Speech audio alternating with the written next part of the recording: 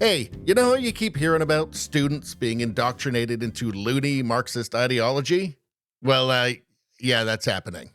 Here we have from the Postmillennial, Columbia PhD student accuses school administrators of wanting students to die of dehydration and starvation in occupied campus building. And we're going to get to the video of this, which is quite hilarious, in a moment. But let's deal with a couple of things first. So, first off, people like this Columbia PhD student, these are amongst the most privileged people in the world, in fact, in world history. So a protester at Columbia University spoke out on Tuesday and delivered the demands of those occupying Hamilton Hall on the school's Morningside campus. The protester was identified as Joanna King Slutsky. And I believe I'm pronouncing that right, Slutsky, who has been a campus activist since at least 2021. She was with the Student Workers of Columbia and is a PhD student in English and comparative literature. And her dissertation is definitely worth noting, and we'll get to that after the video. So let's take a look at this lunacy right now. Why should the university be obligated to provide food to people who've taken over a building? Well, first of all, we're saying that they're obligated to provide food to students who pay for a meal plan here. But you mentioned that there was a request that food and water be brought in, unless I misunderstood. To allow it to be brought in. I mean, well, I guess it's ultimately a question of what kind of community and obligation Columbia feels it has to its students. Do you want students to die of dehydration and starvation or get severely ill, even if they disagree with you? Die of dehydration at Columbia. These people, either they think that we're idiots or they're idiots. And actually, it's probably both. Disagree with you. If the answer is no, then you should allow basic, I mean, it's crazy to say because we're on an Ivy League campus, but this is like basic humanitarian aid we're asking for. Like, could people please have a glass of water? But they did put themselves in that very deliberately. Basic humanitarian aid. That's interesting. Almost feels kind of delusionally self-aggrandizing somehow. Very deliberately in that situation and in that position.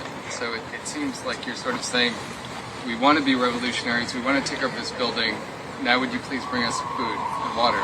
Nobody's asking them to bring anything. We're asking them to not violently stop us from bringing in basic humanitarian aid. They're stopping the delivery of food? We are looking for a commitment from them that they will not stop it but violently. They haven't stopped it yet. I don't know to what extent it has been attempted, but we're looking for a commitment. And the Grubhub. So nobody's actually tried to prevent food or water from getting through, but they just want to get ahead of it, just to prevent themselves from dying of hunger and thirst at Columbia. Now, there's an interesting reader's added context here on X. Her claims are misleading. 1, per Columbia, campus dining is open. John Jay Dining Hall, Fact Shack, and JJ's Place.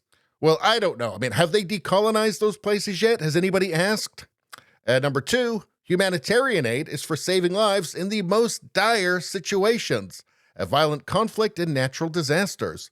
The students can leave if they want. You know, when you put it like that, it really doesn't seem like they're being oppressed at all. What a waste of an education. And speaking of waste of an education, let's see, King Slutsky has been listed on Columbia's website as a PhD student on Tuesday morning, but by evening, that page was missing. Her biography read, quote, "My dissertation is on fantasies of limitless energy in the transatlantic romantic imagination from 1760 to 1860. So in other words, she's providing absolutely nothing of value. But it continues.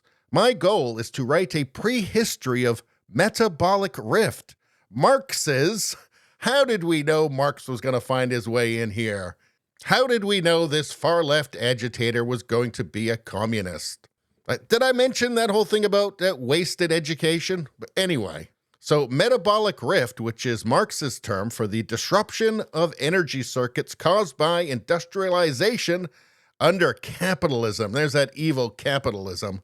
Always causing those metabolic rifts. I think we've had enough of those, haven't we, folks? But anyway, she continues, there's even more.